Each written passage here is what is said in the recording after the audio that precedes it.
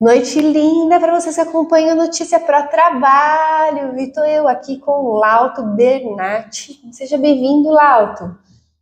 O Lauto é consultor na área de startups e hoje a gente vai falar sobre como montar uma startup. Isso mesmo, como montar uma startup.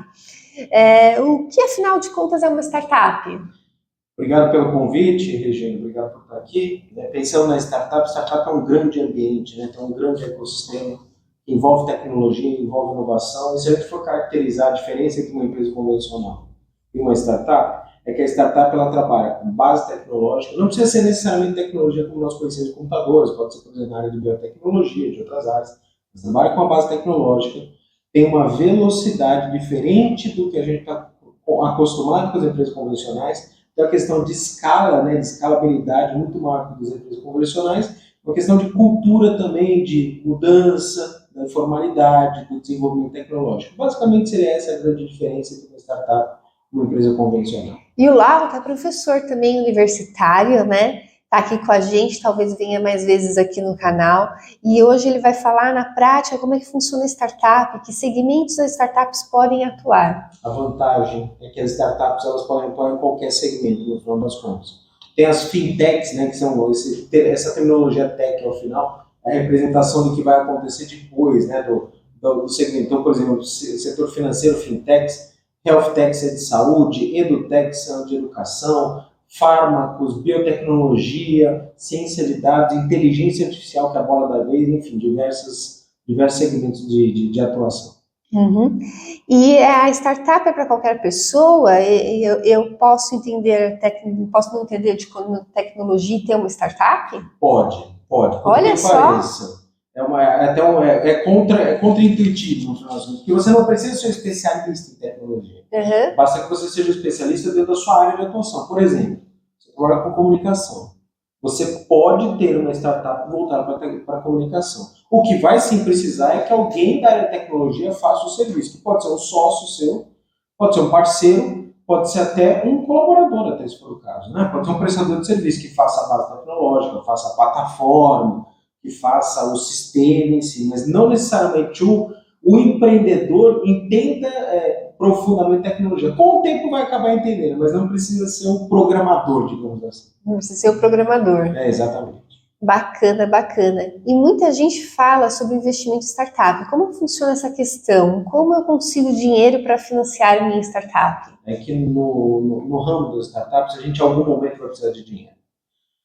Tem uma escadinha de dinheiro. Primeiro, o que a gente chama de bootstrap, que traduzindo é o seu dinheiro próprio, é o dinheiro do bolso, né, no final das contas. Depois tem um outro que chama 3F, né, FFF, que é Family, Friends and Fools, né, que significa o dinheiro dos parentes, né, dos amigos que financiam startups, são os dois primeiros. Aí nós temos também depois a busca por investidores anjo, que vão fazer um aporte de capital na startup, que vão fazer um investimento. Depois a gente vai ter mais profundamente o que o pessoal fala de venture capital, que já são os fundos de investimento. Explica para eles o que é investimento anjo. O investimento anjo é um investidor, pessoa física, que coloca dinheiro nas startups com interesse de recuperação desse investimento. É basicamente isso. Não precisa ser uma pessoa que você conheça, inclusive, né? Mas é essencialmente a pessoa física, conhece do segmento que está atuando, conhece sobre tecnologia, conhece sobre startups, ele acredita no seu potencial, ele vai fazer um investimento na sua empresa. Com maior valor, depois, no momento que a startup já está direcionando, aí vai o fundo de investimento, o venture capital, que já é um valor, já, digamos assim, mais institucional nesse sentido. E se tiver uma ideia, posso sair montando uma startup, tal qual uma empresa convencional? Você pode montar, sim, não tem problema. Só que a grande questão, o que diferencia uma empresa convencional, como a gente colocar, mas vale a pena a gente conversar mais, é que a empresa convencional já atua já num ambiente que já está consolidado. Por exemplo, o modelo de negócio de uma pizzaria, ele não vai se transformar por completo da noite para o dia. A própria Petrobras, como a gente conhece, ela também não vai ser transformada da noite para o dia, né, o modelo. Agora, uma startup, ela trabalha num ambiente de risco. Ou seja, eu posso trabalhar, por exemplo, com um modelo de pizzaria, mas não é um modelo convencional como nós conhecemos. Então, o que acontece? Para a pessoa poder montar uma startup, é importante que ela entenda o que pode quebrar o paradigma daquele segmento. Isso sim é importante. Então, sair logo de cara pensando numa ideia já montando não é convencional.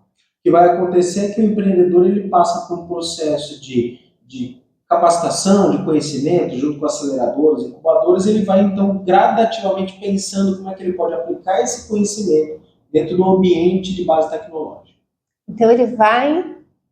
Explica para mim esse finalzinho. Claro, ele vai gradativamente explorando um pouco mais isso. Por exemplo, tem um monte de incubadoras, diversas instituições, universidades, incubadoras, aceleradoras que ajudam o empreendedor a entender como é que ele pode atuar dentro desse ambiente de base tecnológica das startups. E aí ele vai entendendo qual é o esforço que ele precisa fazer.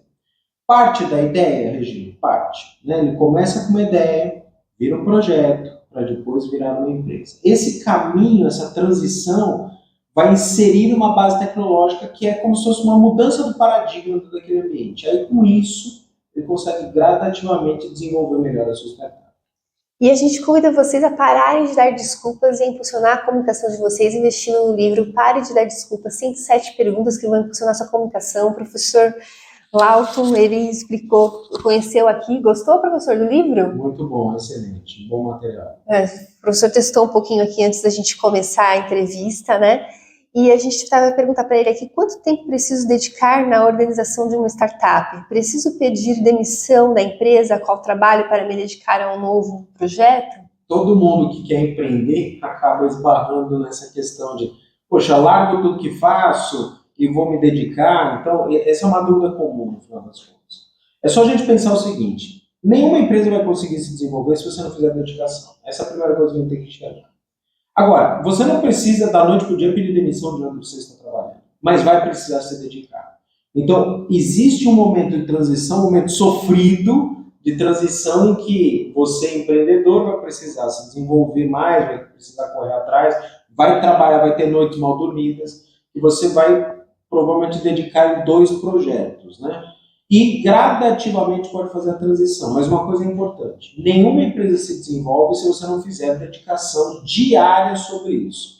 A minha recomendação por experiência, para quem está começando, se ele começar a fazer uma dedicação de aproximadamente 1 a 2 horas por dia no começo, ele já começa a se acostumar. Porque tem que cair no costume. É que nem a gente fazer exercício, que nem a gente fazer, né, um estudo de idioma, qualquer coisa você tem que fazer como se fosse uma atividade diária. Se não fizer atividade diária, não acontece a prioridade. Não aconteceu a prioridade, não acontece a empresa. Então, sim, você não precisa pedir demissão, não tem que de cara. Mas é importante que você faça uma dedicação diária. Em torno de 2 horas por dia você vai conseguir organizar. Até o momento que você vai ter mais coragem, né, e dar o próximo passo. Coragem dar o próximo passo. Bem, dito isso, como posso iniciar uma startup do zero? Existe um trabalho, né, que você pode fazer junto com uma incubadora, por exemplo, de uma universidade. Você pode, a partir de uma ideia, não precisa ter CNPJ, inclusive, não há necessidade de ter uma empresa, você pode se aproximar dentro de diversas incubadoras, diversas comunidades, e inclusive você pode ter serviços profissionais. Eu mesmo faço mentoria para startups, eu mesmo faço orientação para startups, que partem do zero, inclusive, que você pode fazer o direcionamento. Agora, é interessante que antes de você sair fazendo startup aleatoriamente, entender o que significa startup. E verificar se é interessante para você trabalhar com essas empresas de base tecnológica. Se você acreditar que faz sentido para você, você gosta dessa questão, você entende como é que funciona isso, pode se aprofundar. Você pode manter contato depois para fazer mais, né, uma exploração melhor, fazer um aprofundamento melhor sobre isso. E, principalmente, começar a transformar um negócio convencional em um negócio de base tecnológica. Tem incubadora, tem aceleradora, tem universidade, tem os mentores, né? No meu caso, eu sou um mentor profissional, então eu faço orientação de startups. Nesse sentido, tem um monte de caminhos que ele pode fazer para começar. Olha que bacana, né? Quanta coisa o professor Elton trazendo aqui para gente. E dito isso, como posso iniciar uma startup do zero? Olha, eu tenho... Talvez seja interessante falar de alguns cases de sucesso, né, que podem ser falados, né? Eu mesmo tenho aí uma lista aí com uma centena de cases aí que foram acompanhados, né? A gente pode pensar, por exemplo, no momento em que a pessoa tem uma ideia, né, uma ideia tecnológica, não precisa entender de novo, né, da questão de programação, mas ela tem uma ideia. e ela vai pensar nessa ideia, o que a gente tem que enxergar é como é que ela pode aplicar isso de uma maneira mais efetiva. Primeira coisa, faz o esboço, faz o planejamento como um todo. Procura ajuda, tem um monte de incubadoras, comunidade startup, mentores que podem ajudar isso, inclusive muitos trabalhos são gratuitos, tá? Essa questão, você não precisa necessariamente sair desembolsando dinheiro do nada. E é bacana você entender sobre o que é startup mesmo. Então, eu diria o seguinte, primeiro passo, entender o que é startup, depois entender e se aproximar de alguma comunidade para manter contato. Depois que manter comunidade, né, manter contato com essa comunidade, faz o esboço do negócio, desenha mesmo, olha, o que é isso, o que eu vou fazer, qual que é o direcionamento, e pensar na proposta de valor. E a proposta de valor, o que é que você vai oferecer de valor, é talvez o melhor direcionamento para você começar. Faz o esboço, mas no papel Como nós mesmo. aqui, a gente transforma as relações de trabalho através da informação. É verdade. Coisa simples, viu, Regina? Faz um papel, faz um direcionamento, mostra para as pessoas, não precisa esconder de ninguém, sabe? As pessoas ficam com medo de esconder o material, não há nenhuma necessidade, né? Faz o esboço e você vai direcionando o seu negócio assim. Que bacana, que bacana. Professor Elton, como faz para saber outras informações e falar com o professor? Talvez só fazer um corte, só é Lawton. Lawton, gente. Então, fazer perdão, só confirmando só? Como começar a startup do zero? A gente estava conversando e você estava falando dos cases. Isso. Pensando num case de sucesso, né, o que pode ser trabalhado, talvez eu tenho alguns exemplos que podem ser trabalhados. Não, talvez o grande exemplo aí que possa ser direcionado é pensar em uma startup que não tinha tanto desenvolvimento tecnológico, que a pessoa não tinha tanto conhecimento tecnológico e acabou direcionando. Eu vou dar um exemplo dentro de vários, né? Tem uma startup que eu estou acompanhando, ele tem um dispositivo, ele desenvolveu um engenheiro que fez o dispositivo, esse dispositivo ele faz ligação junto ao aquecimento central, e esse aquecimento central, ele, na hora que a pessoa vai abrir aquela torneira para tomar banho e tudo mais, muita água se perde para até aquecer. Ele fez um dispositivo que faz recircular a água. E aí, na hora que ele vai recircular a água depois com o termostato, ele libera depois a água a partir do momento que alcança a temperatura. Você vê, esse dispositivo permite economizar 10, 20, 30, 40 litros de água, né, dependendo da distância e tudo mais. Você vê, é uma situação que pode ser trabalhada. Esse é um tipo de startup que pode ser feito, porque essa tem um hardware, tem um equipamento. Tem uma outra startup muito interessante, o empreendedor ele tem problemas visuais. E ele acabou fazendo com que cegos enxerguem. É o que eu falei, Regina. Cegos enxergar? Cegos passam a enxergar. Como? Bom, o problema não é na íris, né? Mas ele é um analista de sistemas. Ele desenvolveu um dispositivo, né? Como se fosse um crachazinho. O crachazinho tem um sensor e esse crachá, esse sensorzinho, ele faz a leitura do que tem à sua volta. Dos objetos. E aí, a pessoa que tem uma deficiência visual, ela vai ser avisada, né, por esse dispositivo das coisas que tem à sua volta. Só que não para por aí. Ele acabou fazendo uma conexão junto com o celular, ou seja, não só o hardware, né, que é esse crachazinho, esse dispositivo, mas também junto com o software. O portador de deficiência visual, ele vai no supermercado, e ele, com o celular, ele vai acompanhando e fazendo a leitura das gôndolas, e o celular fala, olha, esse daqui é biscoito da marca tal, de tantos gramas, e está custando tanto.